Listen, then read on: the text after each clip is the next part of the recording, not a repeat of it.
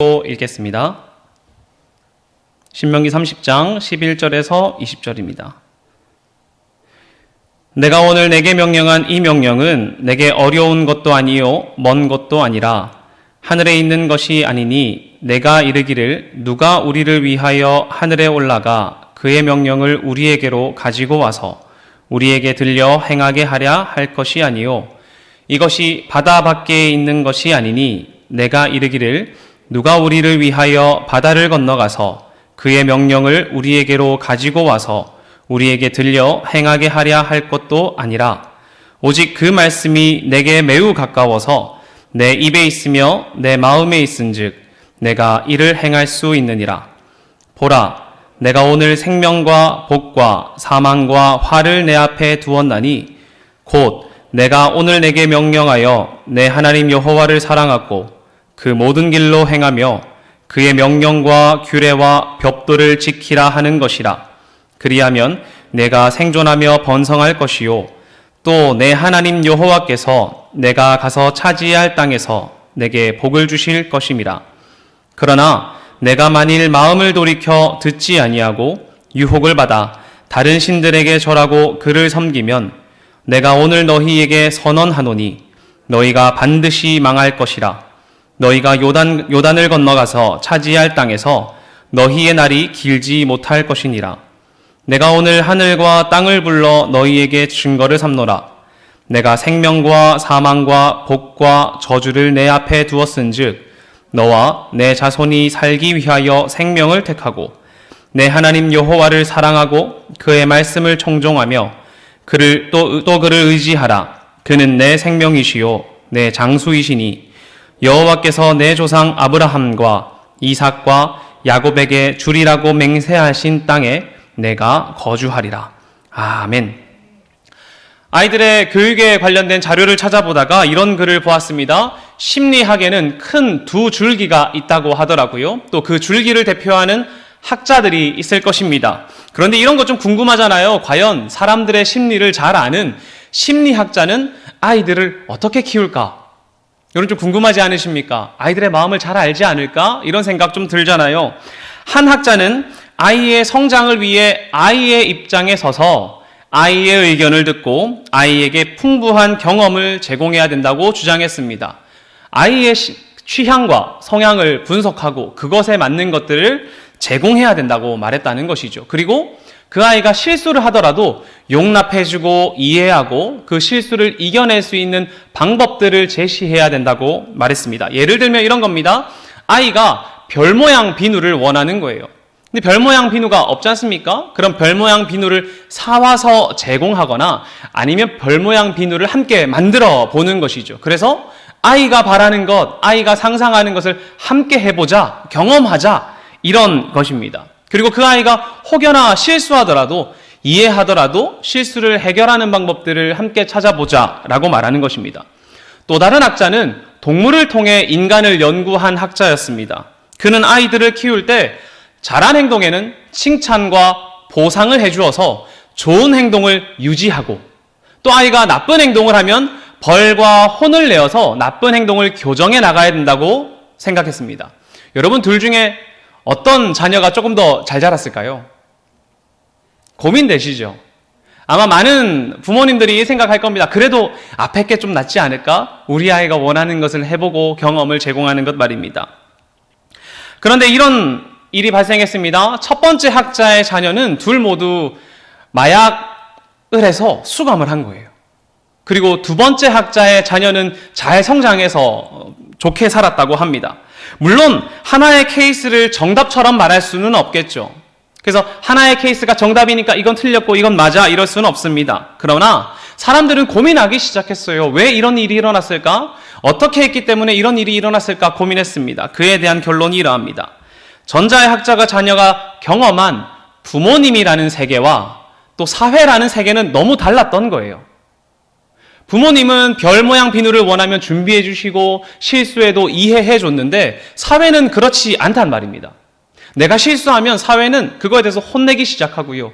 내가 원하는 것을 달라고 해도 그렇게 주고 싶어 하지 않는단 말이죠. 실수를 용납해 주기도 용납해주지도 자녀가 바라는 것을 제공해주지도 않습니다. 하지만 후자의 자녀는 부모님이라고 하는 구조와 또 사회의 구조가 좀 비슷했던 거예요. 내가 잘하면 칭찬과 보상을 받고 좀 못하면 혼돈하기도 하고요. 그러다 보니 사회의 구조에 빨리 적응해내기도 했습니다. 물론 이 두 학자 중에 한 명은 맞고 한 명은 틀렸다라고 말할 수는 없을 것 같아요. 전자의 학자처럼 자녀의 자존감을 높여주고 창의성을 키워주는 것 너무나 중요합니다. 그렇죠. 우리 아이들이 창의력 있게 살아가는 것 너무 바라지 않습니까? 그러나 후자의 학자처럼 사회 안에서 적응하고 소통하고 함께 살아가는 것도 중요합니다. 둘 모두 중요하죠. 사회의 규칙을 배우고 적응해가는 과정을 사회화라고 합니다. 사회학자인 앤서니 기든스에 따르면 사회화는 사회의 새로운 구성원이 사회의 규범과 규칙, 문화, 이러한 가치들에 대한 인지를 발달시키고 뚜렷한 자아관을 생기게 하여서 사회에 적응을 돕는 사회적인 과정을 사회화라고 말합니다. 한 아이가 태어나서 성장할 사회의 구성원으로 자랄 수 있도록 사회의 문화, 사회의 규칙, 사회의 규범들을 배워 나가는 것이죠. 우리 이런 거 있지 않습니까? 외국인이 이제 와서 인사합니다. 외국인이 인사할 때 안녕 하면 사람들의 눈이 살짝 어색해요. 근데 하세요 딱 하면 그때부터 마음이 편하단 말이죠. 왜 그럴까요? 우리나라는 처음 만났을 때 존중하는 문화가 있지 않습니까? 안녕하십니까? 이렇게 해야 되지 안녕 하면 안 되잖아요. 이런 문화를 배우는 것이 사회화의 한 과정이지요. 그런데 이러한 사회화는 어린 시절에만 일어나는 것이 아니라 전 일생을 통해서 이루어집니다. 어릴 때는 사회의 문화와 가치들을 습득하면서 사회화 과정을 일어나고요. 어른이 되면 다음 세대에게 내가 가지고 있는 사회적 가치들을 전달하기 위해 사회적 과정이 일어납니다. 또 무엇이 있겠습니까? 새로운 세대를 마주하고 변화하는 세상 속에서 적응하기 위해 사회화 과정이 거쳐진단 말입니다. 모든 공동체, 사회에서는 이러한 사회화가 필수입니다. 이러한 과정을 통해 우리는 우리의 문화나 사고방식, 가치, 중요한 것들이 전달되어져 간단 말이죠. 그리고 공동체나 사회가 유지됩니다. 부모에게 배운 언어, 가정에서 중요하다고 생각하는 가치, 사회의 주요한 가치관들을 우리는 배워나가고 전달해 나가면서 사회가 유지되고 구성되어져 갑니다. 그렇다면 이 앞선 두 가지 이야기를 기억하고 오늘 본문을 보았으면 좋겠습니다. 신명기는 모세의 설교가 담긴 책입니다. 신명기의 한자어가 어떻게 될까요? 저는 어렸을 때 신명기를 보면 하나님의 명령이 기록된 책이겠구나 라고 생각을 한 적이 있었습니다. 그런데 이 신명기의 신자는 거듭 신자를 쓰고 있습니다. 우리 흔히 신신당부하다 할 때 신자를 쓴단 말이죠. 이를 풀어서 쓰자면 거듭해서 명령을 반복한 책, 거듭해서 명령을 전달하는 책이 신명기라는 것입니다. 그에 걸맞게 신명기의 내용을 보면 이스라엘의 역사를 이야기하면서 모세는 모세 자신의 이야기, 그리고 모세를 통한 하나님의 명령을 계속해서 후대 이스라엘에게 전달하고 있습니다. 하나님의 명령을 계속해서 선포한단 말이지요. 그리고 그 모세의 이야기를 요약하자면 한 문장이 될 것 같아요. 바로 무엇이냐면 이스라엘이여 하나님에게 신실하십시오. 하나님에게 신실하십시오. 이것이 모세의 주요 메시지입니다. 모세는 왜 이들에게 신실하라 이렇게 외쳤을까요? 왜 이스라엘에게 여러분 하나님께 신실하십시오. 하나님만을 붙잡으십시오. 하나님만을 의지하십시오. 이렇게 말할까요?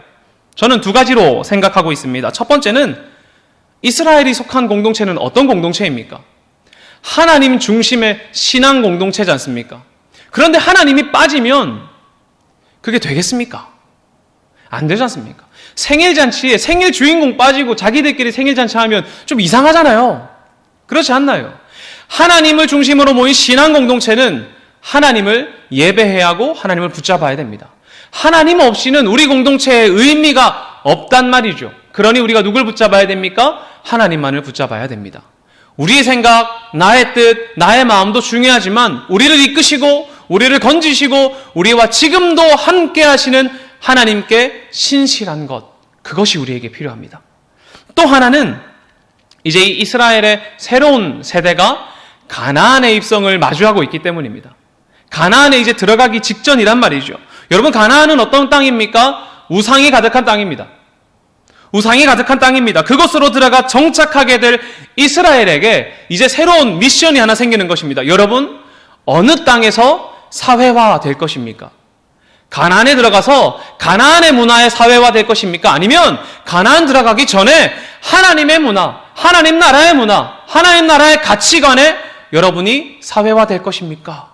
라고 물어보고 있는 것입니다. 이스라엘 신앙 공동체가 하나님 나라의 백성으로 사회화되는 것이 가장 중요하겠지요. 그러니 모세가 외치는 것입니다. 어떻게 해요? 이스라엘이요, 하나님께 신실하십시오. 이렇게 말입니다. 우리의 중심이 되시는 하나님께 신실하라. 우상이 가득한 저 가나안 땅에 들어가기 전에 하나님의 백성으로 사회화하십시오. 하나님의 가치, 하나님의 문화, 하나님의 중심, 그것을 여러분이 습득하십시오. 라고 말하는 것입니다. 자, 그렇다면 우리 어떻게 하면 하나님 앞에 신실할 수 있을까요? 어떻게 하면 하나님의 나라의 백성으로 사회화 될 수 있단 말입니까? 신명기 30장 2절에서 3절을 보면 이렇게 말합니다. 한번 읽어보겠습니다. 너와 내 자손이 내 하나님 여호와께로 돌아와 내가 오늘 내게 명령한 것을 온전히 따라 마음을 다하고 뜻을 다하여 여호와의 말씀을 청종하면 내 하나님 여호와께서 마음을 돌이키시고 너를 긍휼히 여기사 포로에서 돌아오게 하시되 내 하나님 여호와께서 흩으신 그 모든 백성 중에서 너를 모으시리니 아멘. 우리가 무엇을 하면 하나님께서 마음을 돌이키신다고 하십니까? 하나님께로 돌아와 내게 명령한 모든 것을 온전히 따라 마음을 다하고 뜻을 다하여 하나님의 말씀을 청종하면 이라고 말합니다. 하나님의 말씀을 들으면 주님께서 마음을 돌이키신다라고 말한단 말이죠. 쉐마 이스라엘, 이스라엘아 들으라, 하나님의 말씀을 들으라 라고 말하는 것입니다. 그리고 그 말씀을 듣고 명령을 따라 마음과 뜻을 다해 여호와를 사랑하십시오 이렇게 말한단 말이죠. 이것이 이스라엘이 배워야 하고 지키고 끝까지 간직해야 될 마음입니다.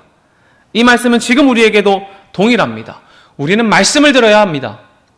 하나님의 명령을 들어야 합니다. 왜 그럴까요? 우리는 왜 들어야 할까요? 사회화의 첫 번째 과정이 무엇인 줄 아십니까? 바로 듣는 것입니다. 우리는 들음을 통해 배우기 시작합니다. 아이가 어떤 것을 배우나요? 부모님의 이야기를 들음으로 세상을 처음 만나죠.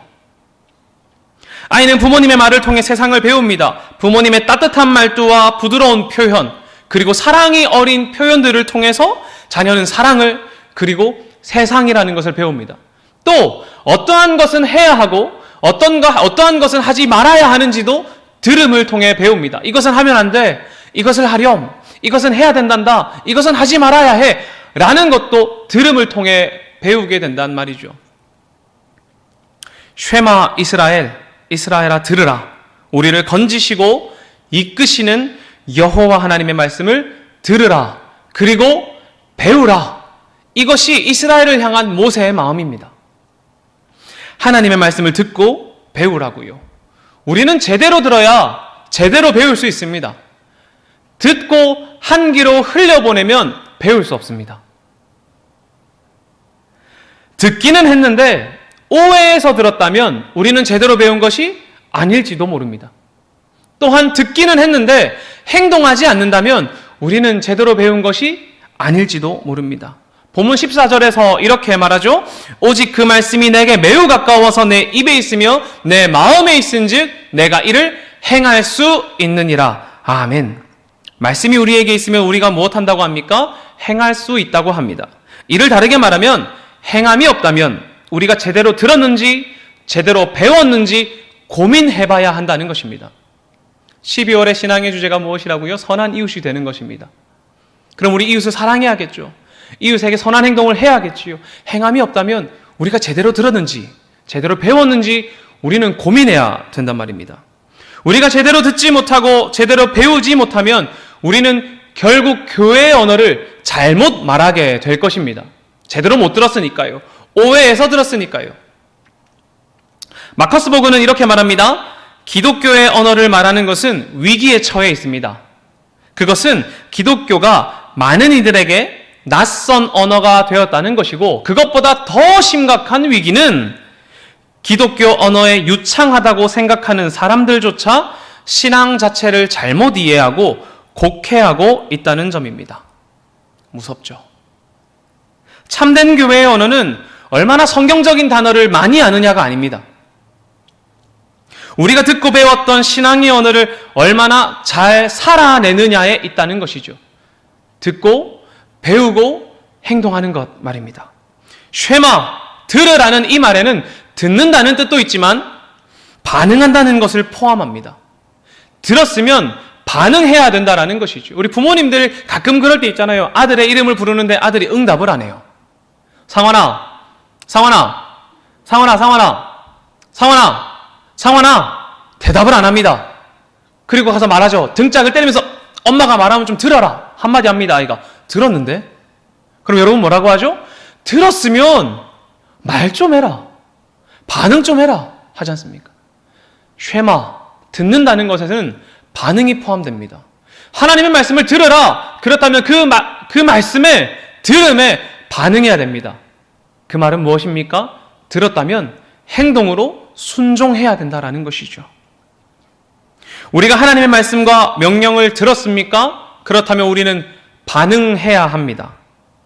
제대로 듣지 못하고, 제대로 배우지 못하고, 제대로 행하지 못한다면 우리도 하나님의 말씀을 곡해할 위험이 있단 말이죠.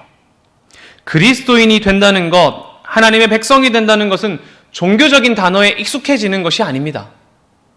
종교적인 단어에 익숙해지는 것이 아니란 말이죠. 오히려 입과 마음에 하나님의 말씀이 있고 행동으로는 그 말씀이 드러나는, 곧 하나님과 함께 살아가는 사람이야말로 우리가 참된 그리스도인이라, 이렇게 말하는 것이죠. 말과 행동이 같은 것 말입니다.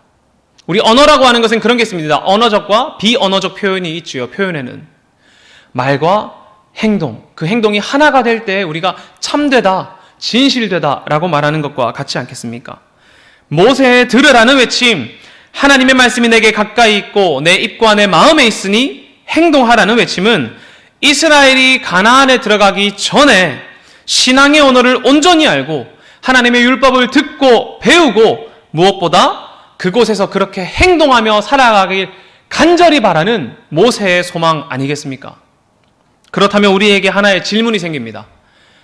과연 그 명령은 무엇입니까?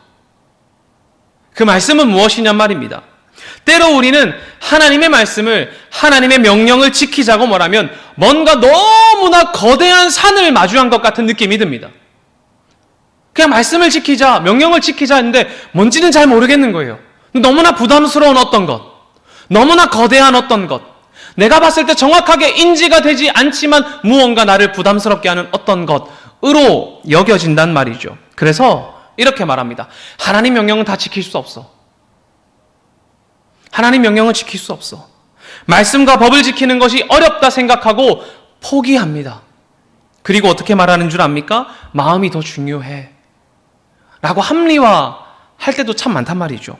사실 제가 그랬습니다. 사랑해야지. 그래놓고 말하죠. 야, 사랑하는 거 쉽지 않아. 하지만 난 사랑하려고 도전했어. 이렇게 말이죠. 하지만 오늘 본문은 우리에게 그러한 포기, 합리화를 내려놓게 만듭니다. 오늘 본문에서 어떻게 말씀하신 줄 아십니까? 하나님의 말씀과 법을 지킬 수 있다고 모세는 외칩니다. 지킬 수 있다. 하나님의 말씀이 멀리 있는 것도 아니고 법과 말씀을 지키는 것이 불가능에 도전하는 것이 아니다. 이렇게 말한단 말이죠. 그래서 11절과 14절에서 이렇게 말합니다. 우리가 지켜 행할 명령은 어려운 것도 아니고 멀리 있는 것도 아닙니다. 하늘 바깥에 있거나 바다 바깥에 있어서 어떤 고대 소설의 영웅처럼 험난한 여행을 거친 다음에 쟁취해야 되는 명령이 아닙니다. 오히려 하나님의 명령과 말씀은 우리 가운데, 우리 가까이 있습니다. 여러분의 입과 여러분의 마음에 있고요. 그리하여 여러분은 행동할 수 있습니다. 이렇게 말한단 말이죠. 하나님의 말씀 지키기 어려워. 그러니 마음이 중요하니까 마음이라도 잘 지켜봐. 이렇게 말하는 것이 아니라 하나님의 명령과 말씀은 멀리 있는 것이 아니라 우리에게 가까이 있습니다. 여러분의 입과 마음에 있습니다. 이렇게 말한단 말이죠. 여러분 생각해 보십시오. 하나님의 말씀이 어디 있습니까? 멀리 있는 것이 아니라 우리에게 있습니다. 하나님이 우리에게 직접 오셔서 그를 계시하셔서 우리에게 보여주셨습니다. 그리고 그들의 광야 생활 동안 그들을 먹이시고 입히시고 보호하셨습니다. 불기둥과 구름기둥으로 지키셨고요. 심지어는 지킬 명령들을 두 돌판에 새겨주시기도 하셨습니다. 또한 하나님께서 우리와 여전히 함께 하시지 않습니까? 40년 광야 생활 동안 말이죠. 그리고 무엇보다 지금도 모세의 입을 통해서 선포하고 있지 않습니까? 말씀이 우리의 입에 있다는 말은 하나님의 말씀을 되새겨 읽고 외우고 말한다는 것을 말합니다. 하나님의 말씀을 내 삶 가운데 계속 되뇌이는 것이죠. 잊지 않도록 말입니다. 우리의 삶에 하나님의 말씀을 가까이 하고 그가 우리에게 명령한 것을 지키기 위해 늘 입에 달고 산다는 말입니다. 저는 이런 생각을 한번 해보았어요. 우리 아이가 잘못을 저지를 때가 있습니다. 그때 막 화가 나지요. 제가 옛날에 가르치던 아이 중에 사고만 치면 전하는 아이가 있었습니다. 전도사님, 제가 사고를 쳤는데요. 그래, 누구야?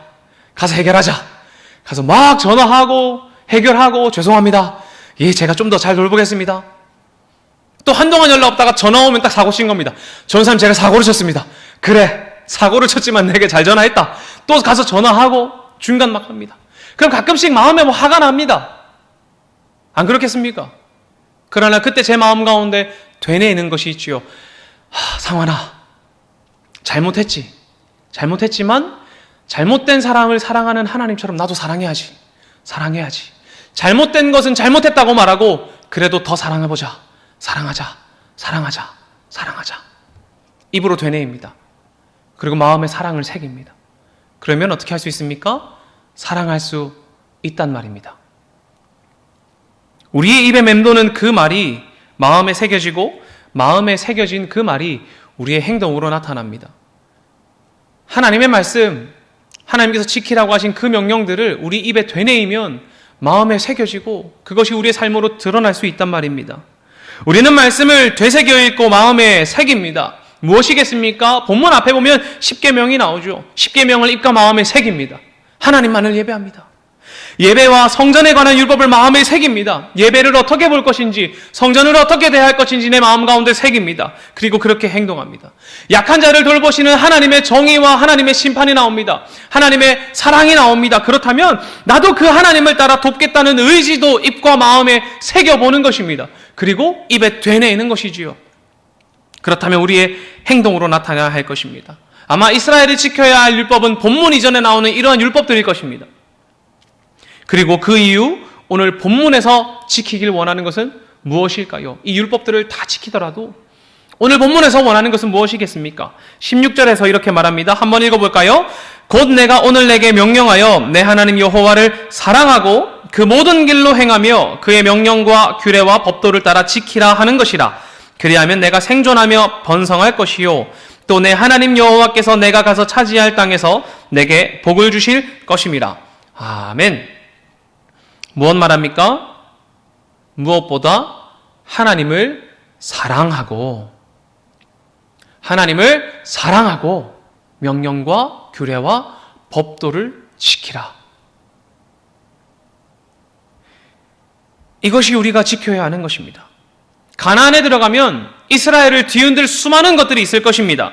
새로운 문화, 새로운 가치, 새로운 사회가 주는 놀라움도 있을 것이고 자신들이 지금까지 경험하지 못했던 다양함들을 보면서 하나님을 잊어버릴 수도 있습니다. 그러나 그때 여호와를 사랑하는 것, 하나님을 사랑하는 것, 주님의 명령과 말씀을 내 입에 두고 마음에 두고 잊지 않고 행동하는 것, 그때에 우리가 가나안에서도 주님을 잊지 않게 된단 말입니다. 세상을 마주한 우리가 입에 담아야 할 것이 무엇이겠습니까? 여러분, 세상을 마주하지 않습니까? 매일매일이요. 그때 우리가 입에 담아야 하는 것이 무엇이겠습니까? 저는 이렇게 생각합니다. 나는 하나님을 사랑하는 백성이야. 나는 하나님의 규칙을 따라 살아갈 거야. 나는 하나님의 마음을 따라 살아갈 거야. 하나님이 말씀하신 대로 주님을 예배하고 이웃을 사랑하고 정의를 행할 거야. 이 말을 입에, 마음에 둔다면 우리는 오늘 하루도 그렇게 살아갈 수 있을 것입니다. 입과 마음에 말씀과 명령을 두는 것은 개인적인 차원에서 필요한 것입니다. 그렇죠. 우리가 해야 되지 않습니까? 개인적인 차원에서 필요합니다. 하지만 이스라엘 공동체 안에서 모두가 이루어져야 하는 것입니다. 왜냐하면 가나안에 정착해야 하는 것은 그냥 한 명이 이주해서 가는 것이 아니라 이스라엘 공동체가 가는 거잖아요. 그렇다면 우리 공동체가 하나님의 말씀과 명령을 입과 마음에 새기고 행동해야 합니다. 이 말은 우리 안에 개인적인 회심과 결단이 필요하지만 무엇보다 공동체가 말씀을 가까이 하고 명령을 지키고자 하는 의지가 일어나야 한다는 말입니다. 모세는 새로운 사회를 맞이하는 이스라엘에게 먼저 가장 중요한 사회와 하나님 나라의 백성으로의 사회화를 요구합니다. 그것이 가나안에서도 지지 않을 우리의 정체성이기 때문입니다. 여기서 실패하면 우리는 결국 가나안의 신들에게 절할 것입니다. 우리의 정체성을 잃게 되면 우리는 결국 가나안의 신들에게 절할 것입니다. 15절은 이렇게 말하죠. 보라, 내가 오늘 생명과 복과 사망과 화를 내 앞에 두었나니. 아멘. 그들 앞에는 순종을 통한 생명과 복이, 불순종을 통한 죽음과 화가 눈앞에 놓여 있습니다. 여기서 우리는 결단해야 합니다. 말씀을 따라 사느냐, 아니면 말씀과 무관하게 사느냐. 이것은 가나안 입성을 앞둔 이스라엘과 지금 우리도 세상을 앞둔 우리에게도 마찬가지 아니겠습니까? 17절과 18절에 이렇게 말합니다. 그러나 내가 만일 마음을 돌이켜 듣지 아니하고 유혹을 받아 다른 신들에게 절하고 그를 섬기면 내가 오늘 너희에게 선언하노니 너희가 반드시 망할 것이라. 너희가 요단을 건너가서 차지할 땅에서 너희의 날이 길지 못할 것이니라. 아멘. 우리는 하나님 말씀 따라 살지 않으면 반드시 망할 것입니다. 우리는 하나님 말씀과 함께 살지 않으면 반드시 망할 것입니다. 여러분, 그런데 이런 이야기 들으면 살짝 마음이 무겁지 않습니까? 우리 아이들에게 이런 얘기하면 바로 마음을 불편해합니다. 왜 그런 얘기 하냐고요? 아니, 그냥 열심히 하나님 말씀 따라서 잘 살아라고 하면 되지 왜 꼭 저주의 말을 붙이냐고요? 축복만 하면 되지 왜 저주까지 하냐? 이렇게 말하기도 합니다. 심지어는 저주가 더 길게 기록되어 있거든요. 왜 그렇게까지 하냐? 이렇게 말합니다. 왜 그럴까요? 왜 그럴까요? 저는 이렇게 생각합니다. 아마 모세가 이스라엘 백성을 누구보다 잘 알기 때문에 그렇다고 생각합니다. 이들이 얼마나 하나님의 말씀을 많이 외면하고 불평하고 불만을 가지고 하나님의 뜻대로 살지 않았다는 것을 모세가 너무나 잘 알기 때문이란 말이죠. 그런데 사실 그 이스라엘과 저희가 큰 차이가 없는 것 같기도 합니다. 저주라는 말로 공포를 주려고 했다기보다는 오히려 신실하신 하나님의 백성으로 살아가길 바라는 마음이 더 클 것입니다. 너 이거 안 하면 저주받아? 이런 말이 아니라 오히려 하나님 없이 사는 삶은 반드시 망한다. 우리의 삶에 하나님 없이 살면 반드시 망한다. 그러니 여러분, 하나님 앞에 신실하십시오. 그리하여 생명과 복을 쟁취하십시오. 얻으십시오. 이렇게 말하는 마음이란 말이죠. 하나님의 말씀을 기억하고 실천하며 사는 사람들에게는 그 저주가 크게 무섭거나 문제가 된다거나 그러지 않고 오히려 하나님의 생명을 누리며 산단 말입니다. 말씀대로 사는 사람에게 복이 있다. 이 말은 하나님의 말씀대로 사는 사람은 하나님의 통치 아래에 사는 사람이기 때문에 화평할 수밖에 없습니다. 그러니 여러분, 하나님을 떠나 망하는 길이 아니라 하나님과 함께 사셔서 화평한 삶, 복이 있는 삶, 생명이 있는 삶을 누리십시오 라고 말한다는 것이죠.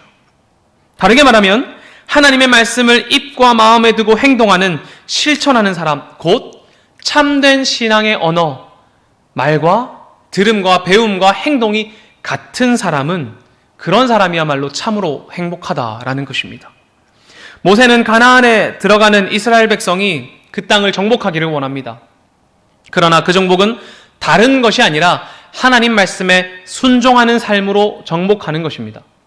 가나안에서 예배함으로, 그곳에서 정결한 삶을 살아감으로, 연약하고 가난한 자에 대해 정의롭게 행동하는 것으로, 부모를 공경하고 이웃을 사랑하고 또 존중하는 것으로, 좌로나 우로나 치우치지 않은 공의로운, 정의로운 재판을 하는 것으로, 무엇보다 하나님을 사랑함으로 가나안 땅을 정복하기를 원합니다. 그것이 가나안에서도 하나님 나라의 정체성을 가지고 살아가는 사람의 행복이기 때문입니다. 이러한 승리는 자신의 입과 마음에 말씀을 두고 새기는 사람에게 주어지는 것입니다. 말씀을 입과 마음에 두고 가르치고 익히고 연구하고 삶의 행동으로 도전함으로 왜곡되지 않은 신앙의 언어를 말하는 사람. 말은 종교적이고 말은 교회적이고 말은 사랑이 있지만 행동이 없는 그런 곡해되어 있는 신앙의 언어가 아니라 우리가 듣고 배우고 행동하는 것이 일치되는 참된 신앙의 언어를 말하는 사람이 얻을 수 있는 승리이며 행복인 것입니다. 세상을 향해 나아가는 이스라엘이여, 참된 하나님의 말씀을 듣고 그 말씀을 배우고 말씀대로 살자. 우리 안에 있는 신앙의 언어를 왜곡하지 말자. 오직 하나님만 드러내므로 가나안에서 승리하자. 그리고 가나안에서도 넘어지지 말자. 이 마음이 모세의 마음일 것입니다. 이 시간 함께 예배하는 사랑하는 동래중앙교회 성도 여러분, 우리 모세의 마음을 간직하길 원합니다. 가나안과 하나님 나라, 어느 나라로 사회화할 것인가? 어떤 것을 입과 마음에 둘 것인가? 이 질문은 지금도 우리에게 여전히 유효합니다. 왜냐하면 우리는 매일매일 세상을 마주하고 있기 때문입니다. 또 이 질문이 청소년 아이들에게만 국한된 것은 아닙니다. 오히려 지금 여러분이 더욱더 세상을 마주하고 있기 때문에 우리에게 더욱 필요한 말일 것입니다. 여러분의 입과 마음에 하나님과 하나님의 사랑과 뜻을 지키겠다는 결단이 있고 또 행동으로 꽃피워서 가나안에서도 지지 않는 하나님 나라를 살아가시는 여러분들 되시기를, 오늘 하루도 매일의 삶 가운데 세상에서 지지 않는 하나님 나라의 백성 되시기를 간절히 빕니다.